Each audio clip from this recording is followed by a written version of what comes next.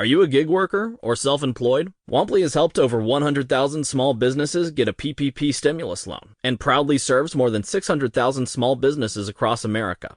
Millions of self-employed workers may qualify for up to $41,000 in 100% forgivable loans. So apply today. The program ends soon and funds are limited. Apply now at womply.com/apply and see if you qualify for a PPP loan. Womply.com/apply. That's WOMPLY.com/apply.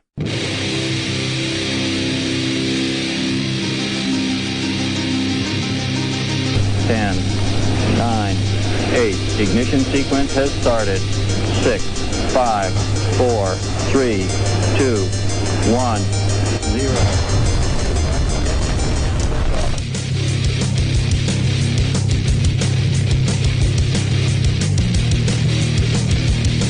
You have entered Untold Radio AM.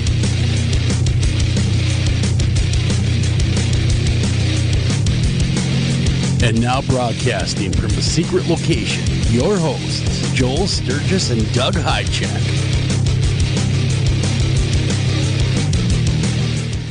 And welcome to this edition of Untold Radio AM. I'm your host, Joel Sturgis, like every week. And right along with me, like every week, is Doug Hajicek. Got a great show on tap. We're talking about cryptozoology and space. We got Bille coming on the show. And he's a prolific author, man. I mean, he's written about everything, you name it, but really space and strange creatures is where it's at. And we're going to be getting to the bottom of that with him. Bottom of the hour, you're not going to miss that. It's going to be very interesting. A lot of fun to talk about, especially with what's going on with Mars, everything else. I think he's got a lot to add. And he's written one about the first space race as well. That was back when we were trying to beat the old Rushkies, who could get up there first. That'll be an interesting topic as well. But I digress. Doug, how are you doing? Doing good. How about you? You know, I cannot complain. It's been awesome. Life is grand. Can I say? Life is grand, but it just hit me. I never left the house the entire week. The whole week? You've been a shut-in the whole week? The whole week. Not because of COVID, but because I've been so busy. Well, you are a busy man. You're in demand is what it is. I was just doing boring, paperwork all week, contracts and just things. But I'm like, oh, today I'm going to go do what I want to do. And then, no. Are you saying the life of a TV head honcho like yourself is not glamorous? No, it's not. Not only is it not glamorous, it's going to be quite boring. Doug, the fame, the fortune, the fast cars, and if your wife or your other half weren't listening, I would say the fast women. But we'll stay away from that part of it. We got the fast cars and movers and the shakers in Hollywood. Come on, man. I'm just a lowly radio man. I live vicariously through you for an excitement, and then you tell me that you're shut in all week. Yeah. I don't even think I went to the mailbox. Wow. And it was nice. It was beautiful this week. What,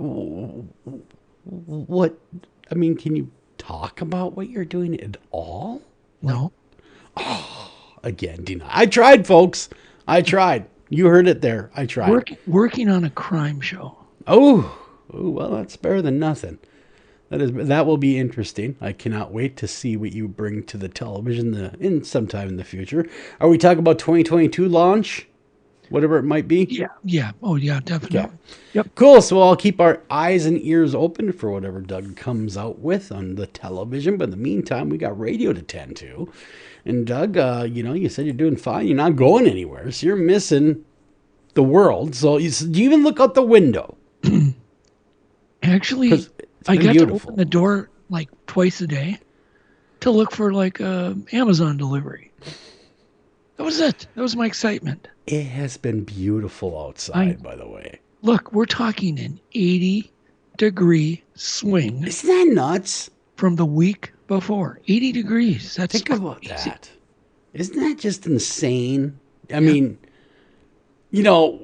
talk about how hardy we are as a people, though, to be able to go through that 80-degree temperature change. Yeah. And not going into some type of thermic shock or something. So I was watching our new bear cam, which is launched live now. You can go to Untold Radio. You can go to the hotspot cams, and we've got a number of cams up. The wildlife cams are slowly going to go away, and then we're going to replace them with really cool areas looking for Bigfoot hotspots, UFO hotspots. Oh, very some cool. Really famous hotspots coming up. And so, but anyhow, I'm watching the bear cam. Yeah. And I'm hearing what sounds like a washing machine. Kind of this thump, thump, thump. Reminds me when, somebody's drying something heavy in the off-centered or off-kiltered washing machine. But I'm hearing this and I'm thinking, what in the world? And the bear was like groaning and moaning, like it was getting perturbed over this sound, which it would perturb me if I was trying to sleep. Well, sure. It was quite loud. But this bear is denned under a cabin porch, and we just found it by luck. It's just pure luck. So it's denned under somebody's cabin, but it's still a hibernaculum. I mean, it's a wild bear. And so we have this camera that's actually outside the porch. It isn't even in the den. And we have a zoom lens that's, zooming in. It's infrared. We have sound in there. And I'm spending the whole day trying to figure out what is this sound? Because it's loud and it's kind of irritating. I watch it all day. Not watch it, but you know what I mean. Just I know what you mean. You're hearing this thing. Yeah, and it's a male bear. First time a male bear has ever been observed. The entire hibernation, and we don't know how do they different from females, because females are going to be taking care of cubs or are taking care of cubs. Males have nothing to do. So all of a sudden it hit me. It's 40 degrees up in Ely versus 40 below. Yeah. It's soaring, and it's water and ice hitting the top of the porch. Yeah, coming off the roof of the home. Dripping on and so now the bear must be getting ready to get up and want to move around, I would assume. Yeah, actually, the bear's name is Spanky. Spanky's 6 years old. We believe, we do know it's 6 years old because it's the son of Shadow, who is part of the bear clan that we've been studying for a long time with Dr. Lynn Rogers and all of his biologists. Mm-hmm. And so we know who this bear is. And the bear seems to kind of get bored, restless, tosses, turns, shifts position. Wants to get out of bed. Grooms. They're not just sleeping, they wake up, but then it'll go back into this deep sleep where you're watching the respiration. You can see it clearly. And like, breathe, bear, breathe. Right. Yeah, because I was watching the cam not too long ago. And you're right. I mean, it's kind of weird because they'll be really active and then just go back to sleep, How long do they the average time of hibernation? When can we expect Spanky to start wanting to leave the den? There's no way to really know, but at some point soon, the outside air temperatures will be warmer than the den. And that might be the key to leave. Well, no, it actually isn't. So the ground continues to get colder even though it's getting warmer outside. Okay. March, the frost is driven, deeper and deeper. Yeah. Because there's momentum with the planet cooling. Yeah. And at some point, the den will be colder, and so he won't even know it's nice out. Oh, so he'll have no idea spring is sprung. They don't have any idea. No. They're in there, and it's 10 below. Outside, it's 50. Oh wow. Yeah. I suppose you're right. I didn't think about that, but you're right because the frost does go deeper in the spring into the ground, and so that would cause that him to believe it's still winter when indeed spring has sprung. So his senses are telling him it's still very much cold outside. Right. And I've had, we've seen bears leave as early March. They could probably survive if they left in February. But usually that's only going to happen if they were disturbed. And there was one time, many years ago, I needed to get a shot of, I think it was Lily black bear. I needed to get a shot of Lily in the den, sleeping. And I can't remember what the exact shot was, but there was something I needed to get. Anyhow, Lily came out with my camera. I'm laying, picture me laying on my stomach or bending down, and I'm getting this shot. And Lily came out and walked over the top of me and kind of stood on me and then looked at Joe, because I kept telling Joe, no, the bear isn't going to come out of the den. Yeah. No worries. You could tell he was nervous about going up there. And so here I'm laying on my back, and the bear is standing on me. And Joe is up on kind of a little hill or a rock above me. And Joe's just staring at me going, I could just see his lips. You're insane. You son of a... And I just said, Joe, just keep in mind, Lily hasn't eaten in 6 months. Yeah, and the first thing she sees is him, so she'll automatically go after him anyway. Yep. You don't have to necessarily be the fastest in the world. You just have to be faster than the person next to you. But the cool part is I did get a shot of Lily actually emerging from her den, rushing by the camera. That is cool. That is cool. At that moment, before I fell over backwards, because, when your feet are kind of sunk into the snow. Yep. And you have nowhere to go but fall back. You can't lift your feet up. That's what happened. Right. So you guys can check these cameras out. UntolledRadioAM.com. Check the cameras out. Listen to our past shows. Listen to, of course, this one. That'll be posted up there. A lot of great things happening. Like Doug said, we got more cameras, or he has more cameras. What am I talking about? We. I'm no we in the camera part of it, but there's more great cameras to come with great locations too that are going to be very interesting. So anyhow, we got some big news. We got some event news. It's October. I do believe it is going to be the first weekend in October. We have the Minnesota Bigfoot Convention coming up. That'll be in Grand Rapids, Minnesota again. And Timberlake Lodge, get your tickets. They're up for sale, mnbrt.com. You can get all that kind of good stuff. They're going quicker this year. I noticed a big spike in sales almost immediately as soon as they're posted. So get them early, because we had to limit a little bit here and there because we're all still dealing with the damn COVID. So make sure, because space is limited, that you're not left out in the cold. Get your tickets and buy many quick, because it is only limited to like 70 people for general admission this year. So that's it. And the VIPs are like right around the 40 mark. So it's going to be a kind of a smaller gathering. And hopefully we can amend that, though, on the fly. Hopefully we can release more tickets. Should we get the green light from the governmental agencies, we will do that accordingly. Well, Doug, let's get into a little bit of news. I'm a big fan of dogs. How about you? You love a good dog, don't you? Yep, dogs are wonderful creatures. Yeah. You ever own a dog? Yep. Oh, yeah, a number of them. Yeah, they're great. I have a dog. I have a black lab that is just a lovable little thing.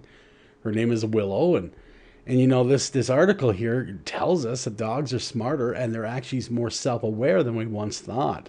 In Toronto, a new study suggests that dogs like humans are self-aware and likely understand the consequences of their actions.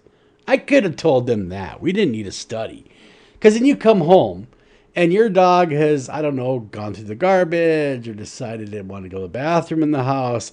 And you look at that dog and you say, that was naughty. And they know their the actions they did are wrong, because the ears go back, the head droops, they look ashamed as all get out. So the study really is just reinforcing what every dog owner has already known. The findings published in a scientific report the other day, and actually it was published last Thursday, sorry about that, says that dogs are able to display body awareness and manifestation of self-representation. So they're using their body language to talk to us, is what they're doing. They're using all those cues that they're giving us. But they also they're starting to realize that maybe dogs even have an understanding of death. Ooh, that's kind of a big one. that's kind of, they're almost self-aware enough to understand that this could be limited here. One of the things I've noticed about dogs, when they're sick, when they get old Yeah. and they live that long, which is really sad, that dogs have such a short life, they will try to hide their sickness from their owners. They will never complain. They will try to bury themselves even. They'll do some really weird things to try to not put the owner through the pain of losing them. I've heard a lot of stories of people talking about that exact thing, where they would hide the sickness. They would do everything to maintain that happy-go-lucky. We saved serious cash with our Progressive Home and Auto Bundle and used the money to buy a new boat. Who's ready to water ski? This is not a real testimonial. Sure, customers can save big money with Progressive, but not enough for a new boat. They'll probably spend it on rent or gas money or maybe one of those little plastic wading pools for the yard. Ahoy there! Is what the captain might say. On the toy boat. In your wading pool. Progressive Casualty Insurance Company and Affiliates. We can sum up McDonald's new crispy chicken sandwich in one word. Crispy. But also juicy. And tender. Okay, it's crispy, juicy, tender. All one word. But then, also pickle. Oh, and potato bun, which is two words. Okay, we can't sum up our new crispy chicken sandwich in one word, so you'll just have to try it to understand it. Order ahead on the McDonald's app at participating McDonald's. Demeanor that they knew when they were well. Great pain. That's where I really admire, like, even cats. They will go great lengths to hide their pain. Do you think that's to keep us happy, Doug? The owners? I do. I think they really don't want you to see them suffer. I think you're onto something. We had a Chihuahua that, he had to been 16 at this point. Yeah. And he was in major pain and, just not doing well. But he, at the end, got Chihuahuas, being the nature of Chihuahuas, they're jerks anyway. Have you ever met a Chihuahua that wasn't a jerk, Doug? No. They're all kind of jerks. It's all my way or the highway kind of dog. Yeah, they have a go. Yep. We had that Chihuahua, and he was always the my way or the highway, but he got sweeter as he was getting sicker. Okay. And then once he got to that tipping point of no return, then he went back to being a jerk. But we had that honeymoon, him being actually a good dog.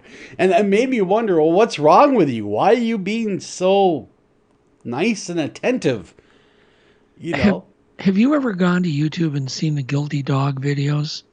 Yes. Where the owner will come home and say, who did this? And they're just looking like, oh my God, don't look at me. Don't look at me.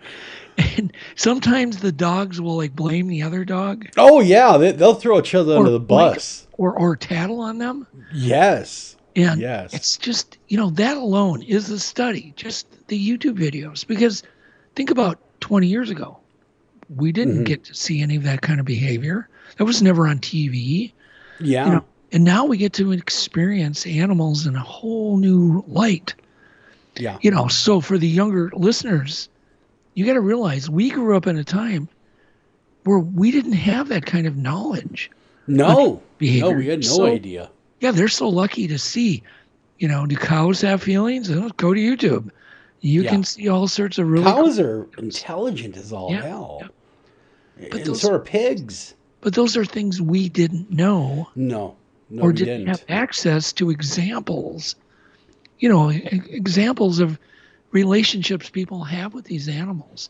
And well, there's a couple more points that this study covers, and one of them is they talk about the complex cognitive abilities of the dogs, empathy, social learning, but they also experience love.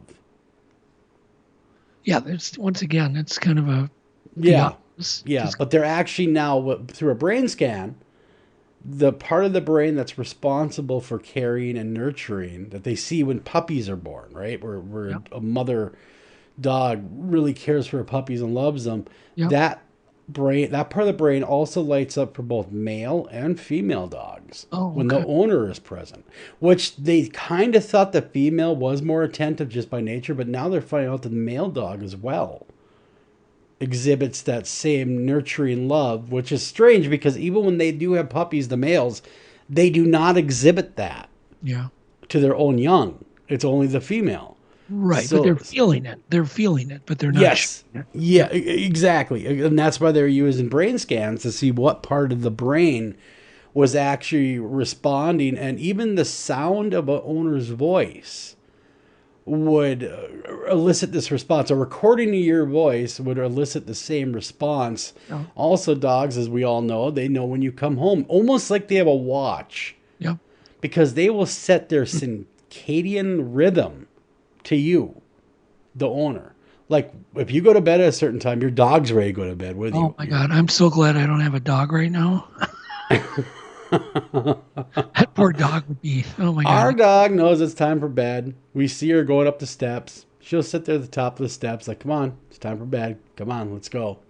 You know, like she has a watch, on her wrist, that whole thing. My God. So I bought a new couch one time, and my dog, who had some wolf in it. It was a pretty good sized dog. It was wolf and husky.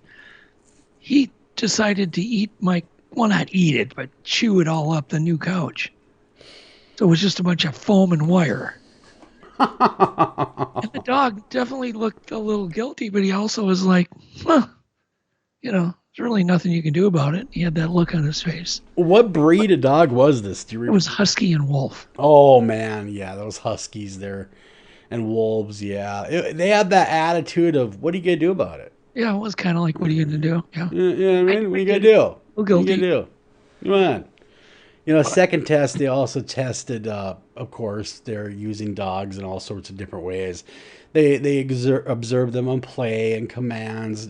Dogs will give other dogs commands, such as fetch a ball for them.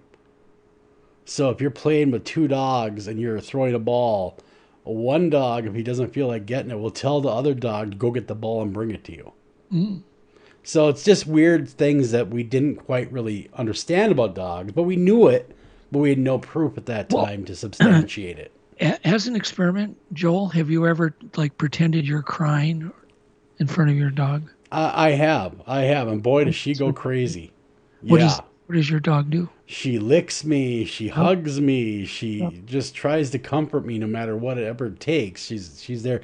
And one thing, my dog, she is absolutely protective and attached to the kids. Yep. She's a black lab, so they're already kind of that way. But my Lord, if I'm not around and the wife's not around, it's just the kids at home, because our oldest is 14 now, so he'll watch our younger kids. If we have to run an errand or do whatever. And that dog goes on absolute guard duty. People have come over and she's not vicious at all. She doesn't have but she can look really, really mean when she wants to. And people that normally can just come over, when they do that same action when we're not home, she exhibits aggression, even though she's never bitten anyone. Yep. And she's always wagged her dead giveaway is no more. Even if she's being tough, she wags that tail. The happy tail. So yeah, labs are pretty awesome dogs. Yeah, they're not bad. They're good dogs. They're good dogs. You should get another dog, Doug. I'm going to. Yeah, what kind are you looking at? I don't know. It'd probably be a lab. Yeah. Or a golden retriever. I don't know, something like that. Yeah. Or mellow. Yeah. Yeah. So that's what's going on. And then, of course, we have a couple other news stories that were just coming in, of course, about the Mars rover up there. And we have Matt Bille to talk about it, but to kind of prime that pump a little bit. Are you amazed what they're doing now on Mars? Because I'm having a really hard time being amazed, Doug. I'm not that amazed. I'm actually kind of unimpressed on what I see and hear. There hasn't been much funding. No. On the same token, I keep thinking this just reminds me of the same old. Although we do have a drone, apparently that they're going to release some cool, but I want to see the planet. Let's see all of the things you haven't shown us. I get this real feeling like we've been here, done that before, because we had a rover up there already. that was running around and lasted much longer than they were anticipating it to land. What are we hoping to gain this go around that the other rover couldn't? I mean, who knows? Strange things as far as that goes. I'm looking forward to the drone. If they released, high-end drone footage, that would. Yeah, and they are releasing what they call the Mars helicopter reports, and they are in some of them. I have not seen one yet. Some of them, according to NASA Mars helicopter reports, Mission Control at NASA Jet Propulsion Laboratories in Southern California has received the first status report from the Mars helicopter, which landed February 18th, 2021. And attached to the belly of the Mars was the rover. And, of course, we saw the whole touchdown, what it did. They showed that. And what's been showing is it's been concentrating on its atmosphere. But what is strange is no breathable atmosphere. And I do believe, if I'm not mistaken, and our next guest will probably correct me, but doesn't Mars have a very thin atmosphere? That's what I understand. So I'm kind of curious how it's staying in the air if there's not a lot of air. I'll bet you me and you would get kind of blue in the face. I would imagine we would. I don't think there's much oxygen to be had. And Matt Damon's not there to save us. Yeah. Yeah, you wonder if a fire would burn on Mars. I'm curious about that because you need oxygen for fire. Yep. And if there's very little, that is something they haven't done an experiment with. See, automatically there'd be no smoking on Mars. Automatically, yeah. Yeah, you're right. I know, but why haven't they had the rover build a fire? I don't know. Just I don't know. That's where it kills me. And I see these. I just keep thinking unimaginative. And I realize it's a technical feat. I realize that. Yeah. It's amazing. But I still feel like we're not getting the truth. Like they know so much more. Like they did whatever they're doing now, they did 40 years ago. Another thing we haven't done, we haven't hardly even gone back to the moon. I know. Right? Or anything like that. Technology in your iPhone than they had for all those. Apollo 11. Yeah, I know. Yeah. So I'm like, wouldn't it be way cheaper to do it now? Well, in this article, they're going to the technical specifications of the helicopter. The helicopter is using 6 lithium-ion batteries, and they are off the shelf. They're currently, you can buy these batteries. So they're using e-bike batteries. Essentially, that must be what they're using as the power supply. Lithium-ion, yeah. And they are expecting or hoping to get, what are they trying to get? 30 Martian days out of it.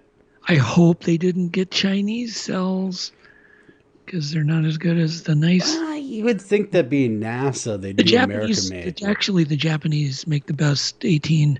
It's a battery called an 18650. Okay. And actually, they have a cell called a 41 that's even supposedly better. But generally, lithium-ion batteries, they are amazing. But the reason I brought up the Chinese cells, I've gotten some where they're full of sand. You get you buy 100 batteries and 20 of them are just full of sand. That must cut down immensely on the capacity because it's sand. It does, of course. Well, I would imagine it being NASA wouldn't, a government agency wouldn't use Chinese batteries. No, I was joking. Well, I hope not. But again, we're talking about the government, man. You never know. You never know. They might be cutting cord. I know you're joking. Well, could you imagine buying a battery and then part of the cells in that battery? It's a bunch of small batteries that make up the big battery. Yeah. Right? And, they're running series. But how heavy are these things? They're not that heavy. I mean, 48 volt, 20 amp hour lithium ion battery is like 7 pounds. That's nothing. 8 pounds. Not that bad. No, that's not bad at all. Because I once lifted, because they're in those carts for the car batteries. For that being a car. Wow, now that's some weight. Oh yeah, I mean that would be, to be a 48 volt would be 4 lead acid batteries. 12 volt lead acid. Very, very heavy and very interesting. But that's what they're using in the helicopter, is essentially bike batteries. Yep. that were probably supplied by Tesla, more than likely. Yeah, no, they are amazing. I mean, I'm still, every day I'm amazed by lithium-ion batteries. They're just, my God. Yeah. But they're hoping to get 30 days of flight time on the helicopter with these batteries. And they're hoping to get some shots that they could never get, the aerial footage of Mars. Don't they recharge them? Doesn't go into that. They're talking like it might just crash at the end of its 30-day rotation. That's it. That doesn't make any sense to me. You know, because the way they're talking about it is... Joe, I could design a charging system for the drone that would just use solar panels that I could build probably in 2 weeks. Come on. Yeah. I would imagine there's got to be some way they could just land right. You know, it could be an induction charger. It could be a plug-in charger. I mean, this is not a problem to land a drone, you know, with coordinates, and then recharge and use it for the next, God knows, 2 years. That's where your tax dollars have gone, is to build a helicopter. Never. Then it'll go to Mars. We got to run a break. We come back. We're gonna be talking a little bit more about Mars. Don't go going. We'll be right back right after this.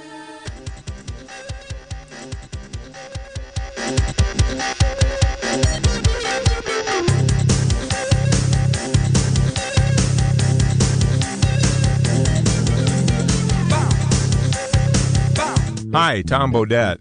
If you can hear me, then you have an internet connection, which means you can do cool things online, like listen to... Streaming only on Peacock. John Wayne Gacy killed 32. Straight from the killer's mouth. They want you to believe that I alone committed these murders. The new gripping 6-part documentary series, John Wayne Gacy, Devil in Disguise. All episodes streaming now, only on Peacock. Whatever you're funny, Peacock's got it exclusively. Bears beats The Office on Peacock. Stream every moment from Dunder Mifflin and explore bonus extras and exclusives. Plus, if you're looking for more classic hits, you can stream every episode of Parks and Recreation, 2.5 Men, and every season of SNL.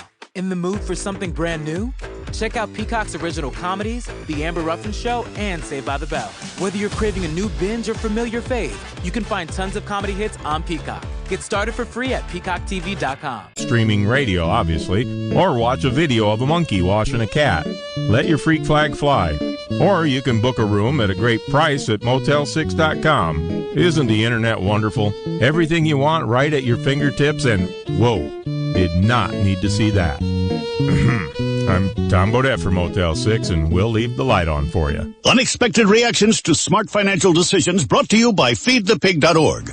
Well, I finally did it. My student loan is totally paid off. I can't believe it. I can't believe it either. I paid more than the minimum each month, and soon enough, it was gone. So you're just giving up? Giving up on what? The life of luxury. Egyptian cotton, caviar Thursdays, designer everything. What are you talking about? Our plan. What happened to winning the lottery and mastering the art of the perfect mimosa? Hosting galas, wearing enough jewelry to require a bodyguard, vacationing in the French Riviera, and then buying it. I just thought maybe it was time to prepare for my future. You know, set some financial goals, make some smart investments, open a 401k. Financial goals? Investments? A 401k? You are horrifying right now. Listen, if winning the lottery were easy, everyone would do it. When it comes to financial stability, don't get left behind. Get tools and tips for saving at feedthepig.org. This message brought to you by the American Institute of CPAs and the Ad Council. Northern Tool and Equipment. So me and the boys head out to tailgate today and find some other fans in our spot. Well, it happens. Cheering for the wrong team. Oh, this is war. Even worse, they've got this couch set up and everything. A couch? Yeah, it's sectional. All right, first thing, don't ever use the word sectional again. Done. Second, I want you to grab a 4,700-pound tow chain with J-hook and grab hammer, throw that on the back of your truck. Got it. Now you're going to Hail Mary the J-hook over the end of that couch. Time to find a better spot for your new friends. That should do it. There's no problem a little horsepower can't solve. Northern Tool and Equipment. Taking a family of 5 to the amusement park can cost a small fortune. Oh, yeah. So to save some money, we thought, hey, let's bring the amusement park to us. Yeah. Go ahead. All right. Step right up, young man. Are you ready to ride the wacky waterfall? That's just the bathtub with the shower head running. Nope, it's the wacky waterfall. It's the shower, Dad. Waterfall. Wacky. There's an easier way to save. To get a free rate quote, go to geico.com. Then buy online, over the phone, or at your local Geico office. Green light. Hey, girl. School zone. I'm getting hungry. Car changing lanes. You want to meet me for pizza? Stop sign. Intersection clear. Yeah, street. Pizza sounds good. Ballin Street? Girlin Street! It's hard to concentrate on two things at once, like texting and driving. Stop the text, stop the wrecks. How will you stop texting and driving? Tell us at stoptextstopwrecks.org. Brought to you by the National Highway Traffic Safety Administration and the Ad Council.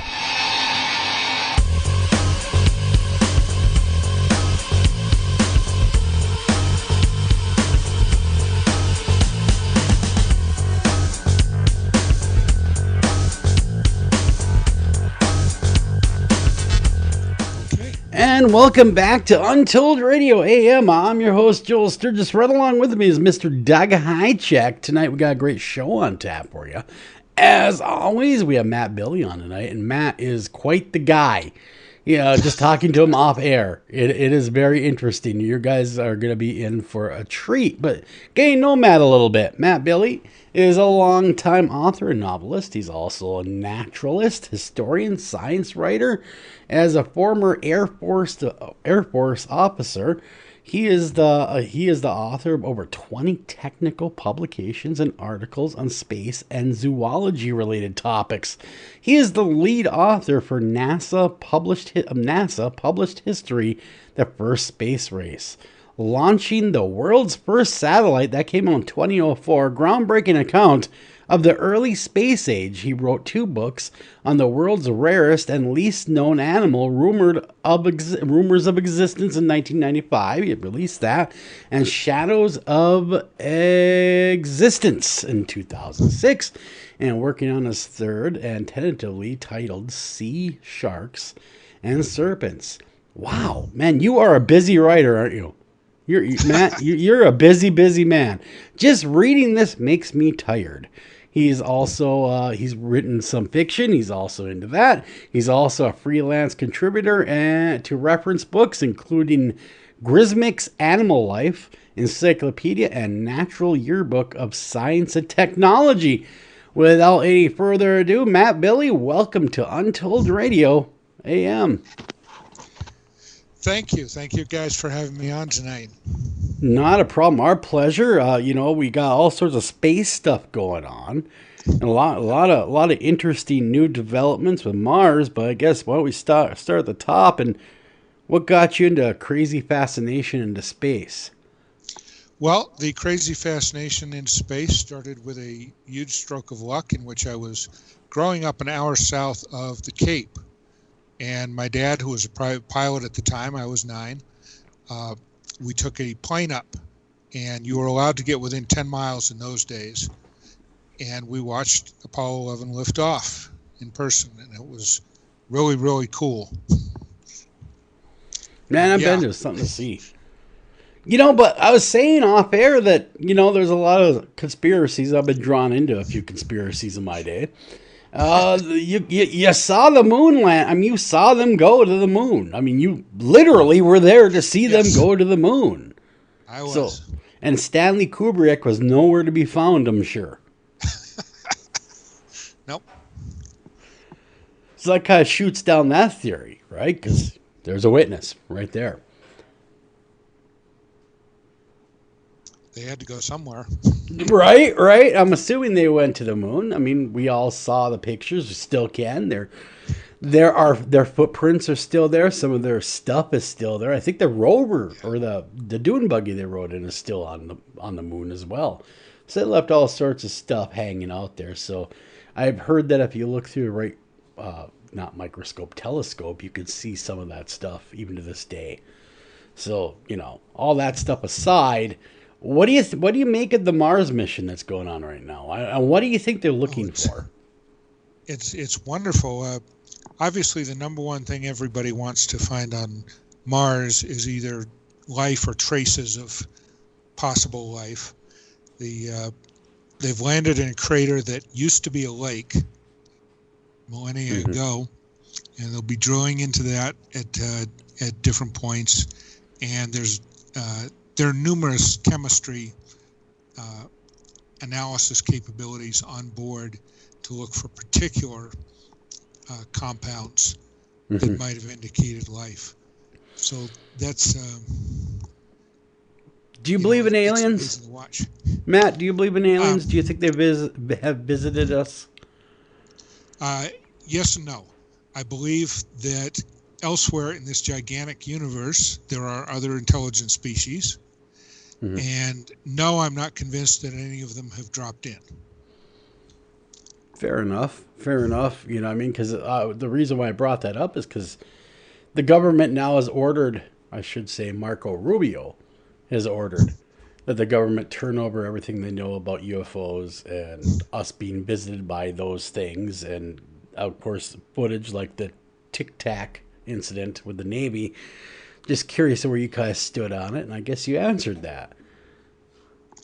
People have definitely seen some odd, unidentified things, but whether those are aliens, whether they are mistaken, mundane objects, whether they are possible atmospheric phenomena that we don't understand well, I don't think that that evidence is all in yet. I think you're right.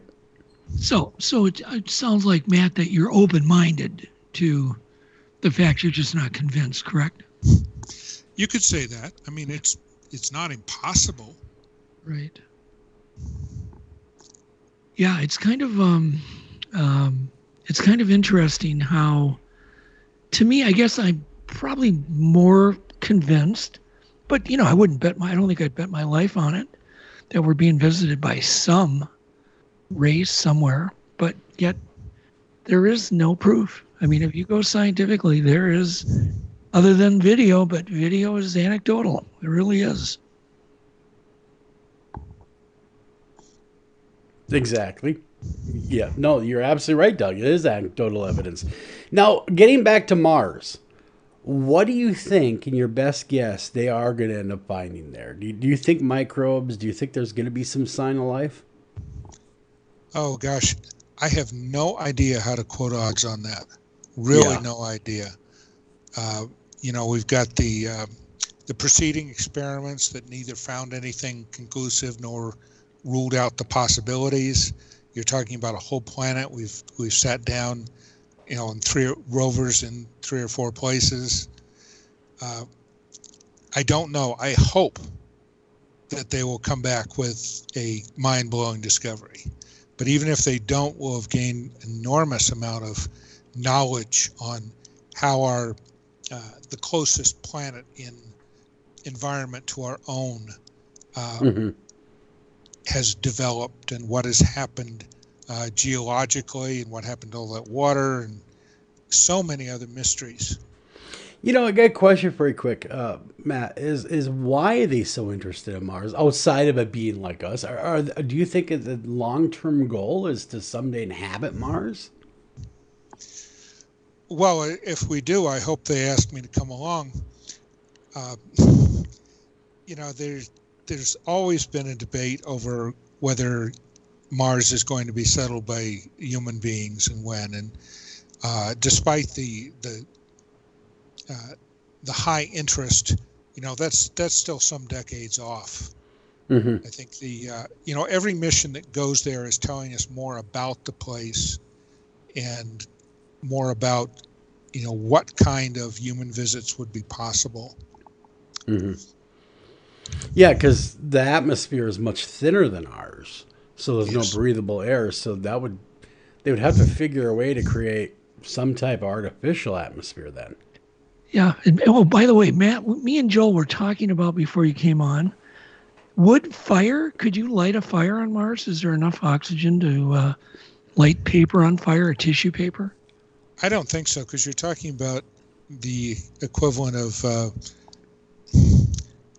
I can't remember it's exactly. It's about 1% of Earth atmosphere density. Oh, it's that bad. Okay, so there's quite a difference between us and there. So yeah, that would take that. Now, I mean, it kind of seems to me most of this mission is like a big geocaching mission, where we're trying to figure out what's on the planet, where it is, do some soil samples, I'm sure, get some rocks back to the Earth and do more analysis. Yeah, it's a step by step. It's not as fast as, those of us who grew up on Apollo thought there would be Martian cities by now. Oh yeah, And we did. We didn't get that, but what we did get is pretty amazing. Mm-hmm. I'm still waiting for a flying car, so that'd be awesome. I want my jetpack. Right. I want the Jetsons lifestyle. Yeah, and and what Matt said is so true, because I remember, after the moon launch and it was successful, I'm thinking, dang, this is just going to keep getting better and better and better, and it didn't. Yeah. And yes, I'm impressed by what they've done. It's still all very impressive, but we did have higher expectations. We'll get there. We'll just have to do it a little slower. Yeah. It kind of seems like there was a big stall out with NASA there for a while. I don't know if it was budget cuts or politics getting in the way, but we heard about all their stuff that they're doing, and then they really cooled it on leaving the Earth. And I wonder if the Challenger wasn't a big part of that. Losing 7 astronauts and then, having to start over must have been just a big roadblock for them. Well, remember that everything NASA does is very hard. Mm-hmm. And not surprisingly, there have been changes between administrations and philosophies and budgets and so forth. And, there have been successes and a couple of horrible failures. And it requires some patience, because everything they're trying to do is right at the edge of human technology and skills. Mm-hmm. I was talking with a couple of guys I know that are astrophysicists, and they had said, but look, we have civilians doing what we did that took us decades. They're doing in months. It would almost seem like the private sector is more efficient at moving it forward. I don't think I don't want to comment on policy areas at all. I can't speak for sure. Streaming only on Peacock. John Wayne Gacy is suspected of having killed as many as 32. Straight from the killer's mouth. They want you to believe that I alone committed these murders. The new gripping 6-part documentary series that investigates the crimes that shocked the nation. The thing everybody thought they knew wasn't the whole story. John Wayne Gacy, Devil in Disguise. All episodes streaming now. Devil in Disguise. Only on Peacock. Sure. About, what government policies say. I'm impressed with very impressed with SpaceX. Yeah, that's what I was getting at. I wasn't even, policies be damned. What I mean is, do you think it would move further? And that's not even a policy issue, but do you think it would move quicker in the hands of someone like Elon Musk, policies aside? Well, he has certainly accomplished things on a fast track. Remember, though, that he's still building on decades of experience built up by NASA and private companies and other agencies. Sure. He didn't have to start from absolute zero. But yes, I like their philosophy is very much like the 1950s, where, if they blew one up on the pad, this actually happened when our first attempt at a satellite, Vanguard, failed at the end of 1957 and blew up on the pad. The launch boss's words were, "Clean up. Let's get the next rocket ready." And you see some of that in SpaceX. Yeah, you're right. You're right. Yeah, when that rocket blew up, Elon just kind of went, kind of expected it, It is what it is. But think of the loss. Think of the financial loss when that happens. Yeah. And boy, what an expensive game to be in. Don't they have a Tesla somewhere out there in space right now as we speak, floating around? Yes, I believe it's past the orbit of Mars at this point. That was a cool stunt. No, that was a cool stunt. So, do you think that do you think at all that the space program is a little farther along than we know, or do you think it's all, just totally on par with what we're aware of? Not going to comment on that. You don't want to comment. I know that you're, and I know you're currently, doing things that probably put you in an interesting position. But I do know, for me, that it just seems like there would be no incentive to let us know everything. But on the same token, maybe we do. Either way, it's all conjecture. Everything is just kind of, what we perceive.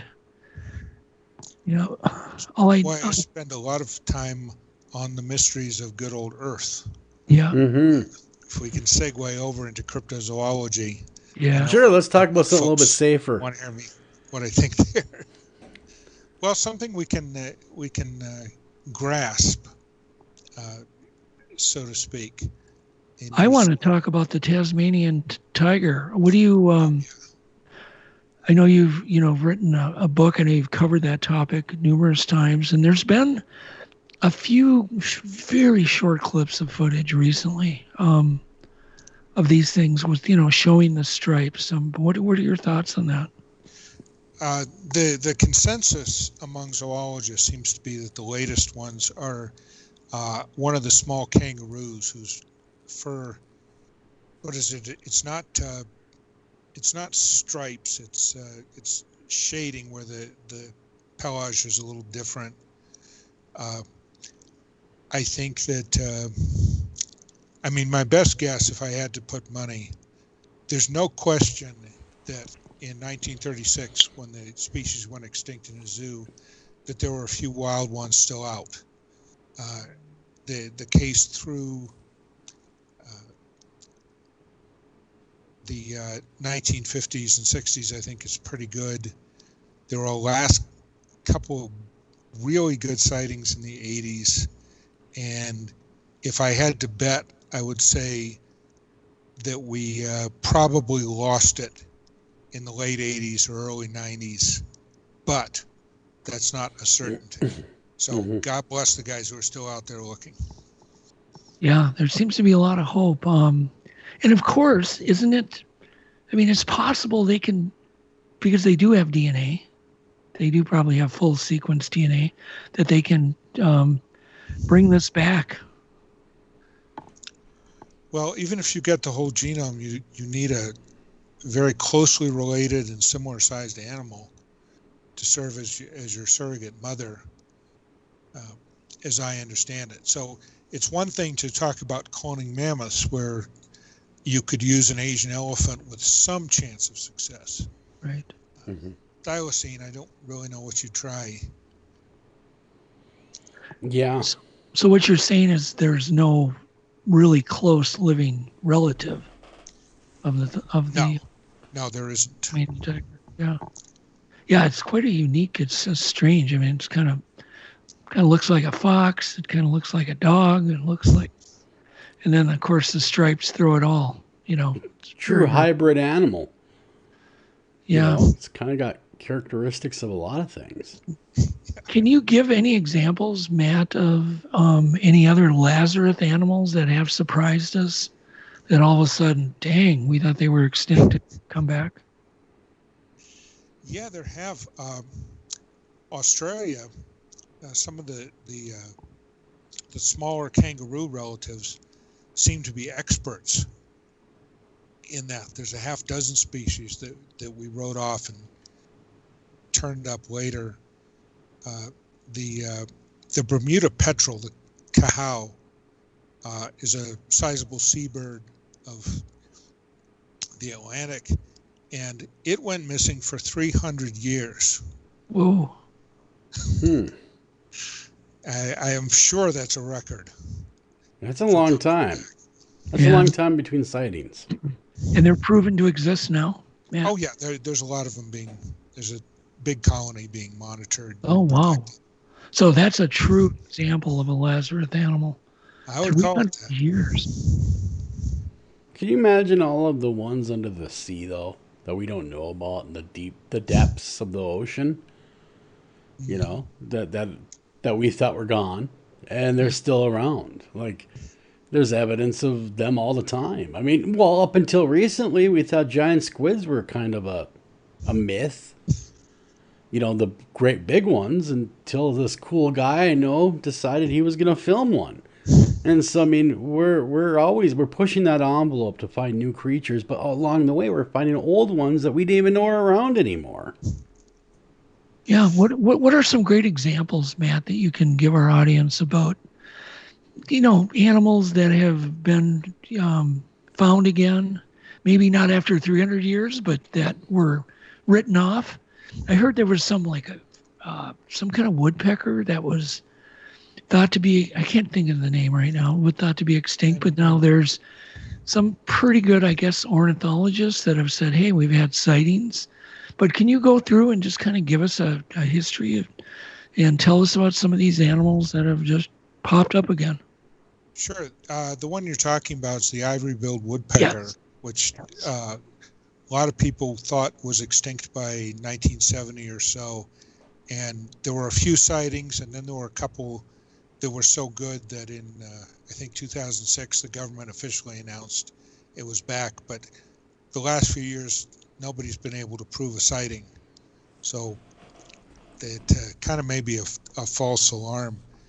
But, you know, the one everybody always points to as your survivor is the coelacanth fish, which is, you know, fairly large. It's about the size of a human being at biggest.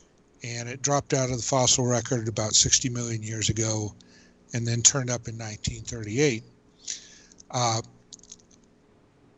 Cryptozoologists love the coelacanth, but we do get I don't know, I get a little tired of it because every time somebody wants to argue there's a plesiosaur or a giant marine reptile, they bring up the coelacanth. It's like, no, A does not prove B. Yeah. Guys, if there's something in the ocean, and I wonder if some of the so-called sea serpent sightings might refer to an eel much bigger than the ones we know. But I don't have much hope of finding plesiosaurs or megalodons. Those are fun things to think about and fun things to write about and obviously make movies about. But I don't think we're going to see them, unfortunately. Nothing really rooted in... An awful lot of creatures we do see. Yeah, nothing really rooted in reality right now. I think the Loch Ness Monster, if it's anything, would be some type of eel. That's why I think, an eelfish or something. That would, you know, that's being misidentified. Yeah, and it is, it's certainly possible for an animal to get out of its niche and, you know, basically take up into a different environment or a different way of life, go after a different food source, not breed, and just get to gigantic proportions. I mean, I've witnessed it myself with, you know, with lake trout. Yeah. There's no question the oceans still hold a lot of mystery. I think it was only, 15 years ago or so that they found what we call the elbow squid, a giant squid with really weird bent, you know, tentacles with a distinct bend in them.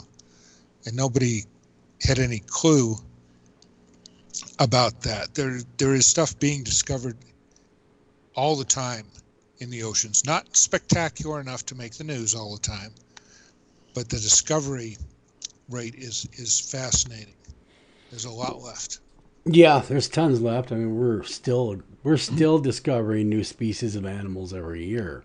Do you buy into the figure I've heard, and I don't even know if it's true, but that we've identified 1.8 million animals, but maybe there's up to 10 million, you know, small things, and, you know, maybe a few mixed in big animals or creatures yet to be discovered. Do you buy into that? Do you think that's greatly exaggerated, Matt? Well, I don't know the exact figures. I know the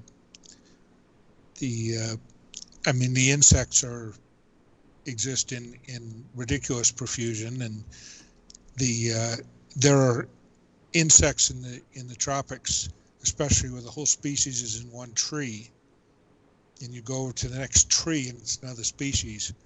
I think the number of counted species is somewhere over 1 million, I think, and now we're including the microorganisms and so forth, but there is going to be much more. I agree. A few, I would not be surprised if a couple of fairly large and spectacular ones turned up in that basket. Think Bigfoot could be one of them? Oh, gosh. With Bigfoot, I know sane, sober, intelligent people who are absolutely certain they've seen it. Mm-hmm. But at the same time, what makes it hard for me is two things. One is the lack of fossil record of any sort of ape in the whole hemisphere.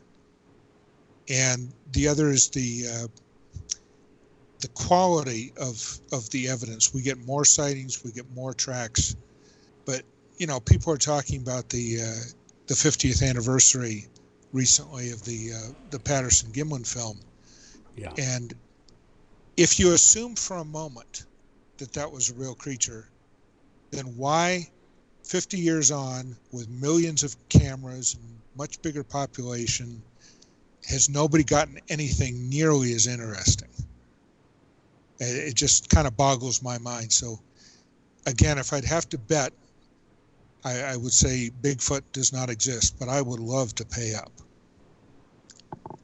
Yeah, those are amazing arguments because they're real. Those arguments are absolutely real. We have at least, we've got to have 1 million, 2 million, 3 million game cameras up in the forest, and we've gotten nothing. And that is the best, and it's a solid argument for their lack of existence.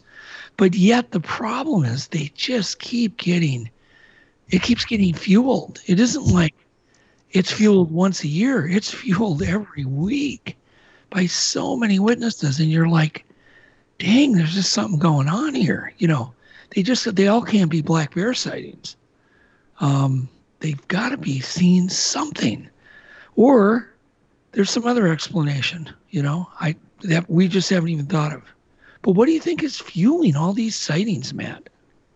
Well, we do know that when something gets popular like that people are more prone to make mistakes. If you had Streaming only on Peacock. John Wayne Gacy killed 32. Straight from the killer's mouth. They want you to believe that I alone committed these murders. The new gripping 6-part documentary series, John Wayne Gacy, Devil in Disguise. All episodes streaming now, only on Peacock. Are you a gig worker or self-employed? Womply has helped over 100,000 small businesses get a PPP stimulus loan, and you may qualify for up to $41,000 in 100% forgivable loans. The program ends soon and funds are limited. Apply now at womply.com/apply. That's WOMPLY.com/apply. Never heard of Bigfoot, and you saw something big moving around upright, you'd say, oh, that's a bear, because you didn't have anything else to compare it to. Mm-hmm. We've all got this image. Patterson-Gimlin film, we've all got this image of what Bigfoot looks like, and that makes it possible for people it gets people more excited about looking for it, and it makes it more possible for people to make mistakes. I don't know. There's an argument in cryptozoology a lot that absence of evidence is not evidence of absence. And it's true to a degree. If we say, well, in another 50 years, if we don't know anything more about Bigfoot, we'll assume it's extinct or non-existent. There's always a judgment call in there. At some point, you have to give up. And for a lot of people, that hasn't come yet. Well, I full disclosure, I saw a Bigfoot, and I'm a hunter. I've been in the woods my whole life. I know the difference between an American black bear and a Bigfoot. I know the difference between a Bigfoot and a deer. I know the difference between all those animals because I hunt them. I know exactly what they are. Did you see the face, Joel? I did see the face. I saw exactly what it was, and it was staring at me, and I was staring at it across the campfire. Yeah, and these are the cases where even somebody like myself, who's had, I've had numerous experiences that can't explain. I've seen things. I've never seen a face. But you wonder, what do we do with these? How does even somebody like you, you know what I mean? Because you're a very smart, rational guy, Matt. What do you do with these in your mind in order to make you, so you can sleep at night going, guy saw the face, he's experienced, and yet Joel's not alone. I mean, I must talk to 2-3 people a week that see the entire body. It approached them, it looked at them, it smiled at them, it grimaced at them, whatever, but they had facial expressions to describe. And I don't even know what to tell people like that. So what are your thoughts on that? Because it's so interesting. From your perspective, Matt, it's extremely interesting to me, as I know it will be to our audience. I think that what we can say with certainty is that people are experiencing something that they are sure is not a bear or the hind end of an elk or whatever. A lot of those mistakes are made. And a lot of, there are, of course, some hoaxers, some people, Yeah, no doubt, Matt. There's probably a huge error, where people are just seeing a bear, where they're just getting a glimpse. Yep. The best I can say mentally is I keep the file open. Okay. The logical evidence is weighted heavily against, but the human evidence keeps coming in, as you say. Yep. Yeah. So I don't close that file yet. Tell you, I'll be honest with you, Matt. I was a complete skeptic on Bigfoot until I had an encounter. I thought it was a bunch of bunk. I thought it was just people telling tall yarns. No interest in it. Didn't believe in it. Didn't want to believe in it. But sometimes when you're faced with something strange, and again, I'm not saying that I know for sure it's a Bigfoot, but it was definitely something strange I could not explain. And that's where I'll leave that, as I just could not explain what it was. And the best thing that fits it, for me anyway, from the descriptions and what I saw, was possibly a Bigfoot. But then again, everyone's fallible, including myself. Yeah, there's and somebody said that we all want there to be Bigfoot because we all want to think that something that big and that mysterious has stayed out of our reach. It's just so fascinating, that idea that it would tell us that we haven't quite finished destroying the planet yet. Maybe we'd better wise up about that. Yeah. Yeah. I think you're dead on there. I mean, yeah, it would be like you said, even you would love it to be real. Yeah. Yeah. Okay. Yeah. But on the other hand, you get a new species out there that's the size of a Bigfoot that's roaming the forests. I can see your argument as well. I mean, with all the people out there, with all the cameras, with all the, because we have exploded in population. The urban sprawl has moved tenfold bigger from the 60s. You would have thought at some point you would have seen at least one, or one would have been dumb enough to get hit by a car, or something, some type of body. Because that's really what we need, right, Matt? We need a body at the end of the day. You do. Some people say, well, it doesn't matter if science accepts it or not. And I would push back on that, saying it matters a lot if you want to get it official protection. Mm-hmm. You are going to have to establish it as something the Department of the Interior and the endangered species people can say, okay, this is there. We have to preserve so much habitat for it, you absolutely need a scientific acceptance. And for that, you are going to need not a whole body necessarily, but you're going to need something with DNA, in practice as your type specimen. It gets a little bit fuzzy what gets accepted, but for something as spectacular as Bigfoot, you'd better not come in with another picture. You're going to have to bring something in that people can tangible, look at and say, "There's no doubt." Yeah. Do you think people are maybe not wasting their time looking? Because obviously there's a lot of amateur scientists, a lot of amateur researchers out there looking. Do you think that they're not wasting their time, or they are wasting their time? Oh, well, that goes back to, are people seeing what they think they're seeing? Yeah, right. There's a quote by a biologist that you could put 100 people with no experience in the woods looking for a Florida panther, of which there's only a few dozen, and they'd never see one. But I could take 10 trained biologists into the same area, and we would find one. The amateur scientist day is absolutely not over. Amateur scientists still find new species. They are absolutely essential to things like monitoring bird and butterfly populations. Scientist is not reserved for somebody with a degree, but the people with the degrees are going to have to be convinced. True. Very, very true. Very interesting, because, oh man, has the amount of people that are looking for this thing, don't you think, has kind of increased, to say the least? I'm surprised there's been only, I think, one fatality of somebody trying to look like Bigfoot. I'm surprised there hasn't been a half dozen people shot pulling hoses. Yeah. I could see that. At the time when I saw my alleged Bigfoot, I had a high power rifle in my hand.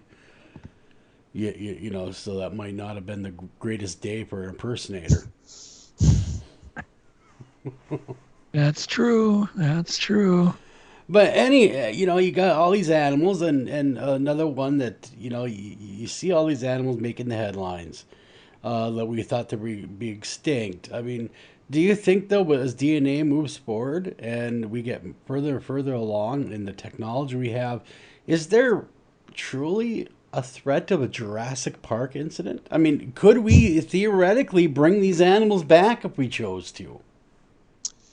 Well, on Jurassic Park, the evolutionary biologist Stephen Jay Gould said that what Crichton came up with would not work, but it was the closest thing to something that would work. Mm-hmm. And in a few decades, somebody might be able to cross that line. The technology keeps increasing, and it's hard to say what's going to be possible in the future. I mean, some of the discussions about the woolly mammoth are fairly serious. But there's that old saying that says, just because we can doesn't mean we should. It's true. I think it would be irresistible if we figured out how to do a mammoth with a high chance of success. I think it would be irresistible, just because zoologists would love to study a real mammoth. It's kind of irresistible, I think. But what would, you mentioned earlier that you need a surrogate. I suppose the African elephant would be the surrogate to carry to gestation. To give birth. Yeah, Asian elephants are closer. So they'd use one of those. And yeah, it would be, on the one hand, it would be as fascinating as I said. On the other hand, it may be very cruel to the surrogate mother to try it, and so we might stay away from that altogether.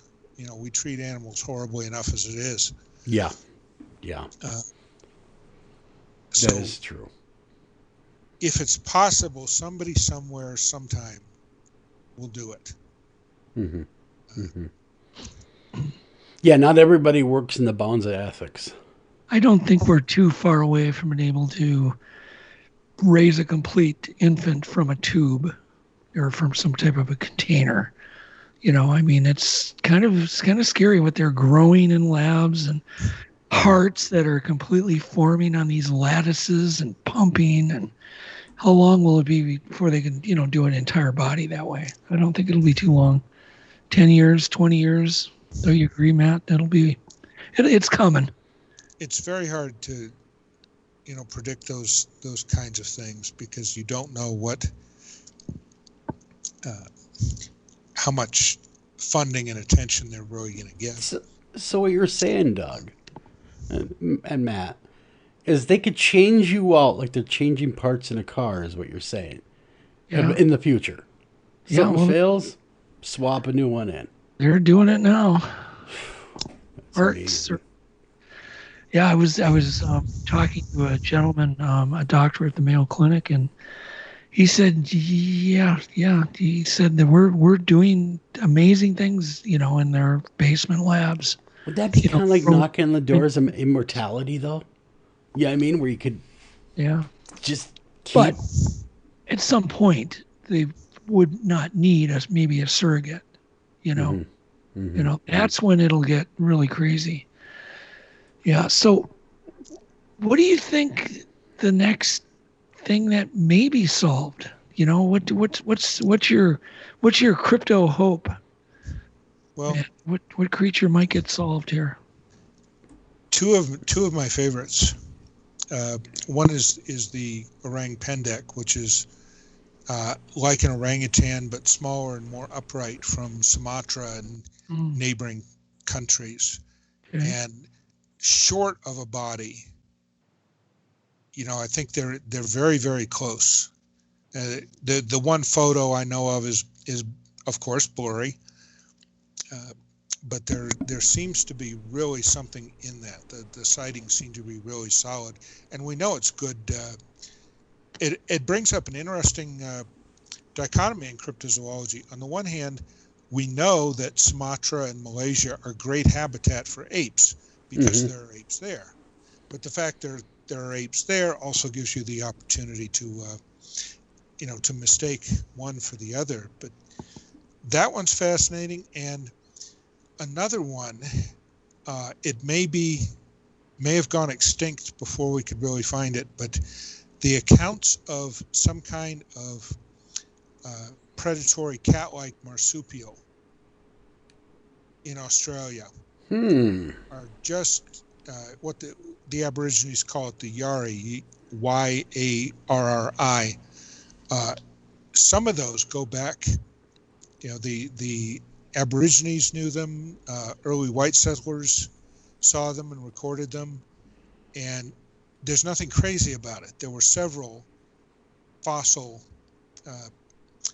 marsupials we know of that might have a modern form like that, and it's not crazy to think that there might still be one there.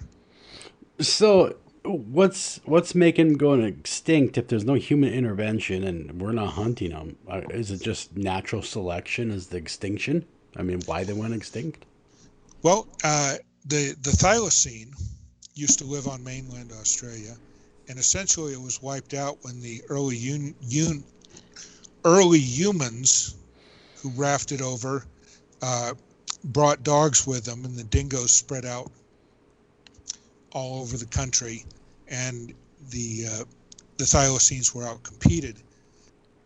That happens a lot. Another big thing is just habitat destruction. We keep logging it, we keep building on it, and animals get forced into smaller areas, which gives them more competition against each other. And some animals need big swaths of habitat. Like the cougar. Yeah. I mean, look how much room a cougar needs. Yeah, cougars range, can be 100 miles. Yeah.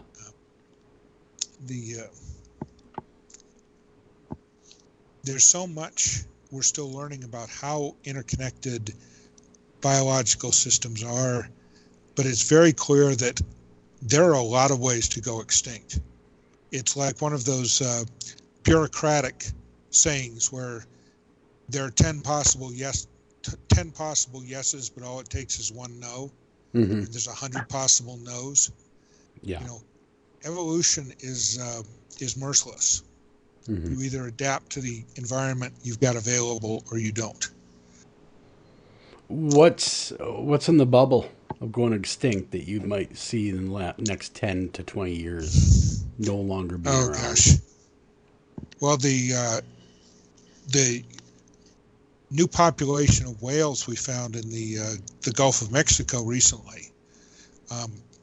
Everybody thought that was a well-known species called Broodies whale, and it turned out that this one population is not, and it's now been named Rice's whale.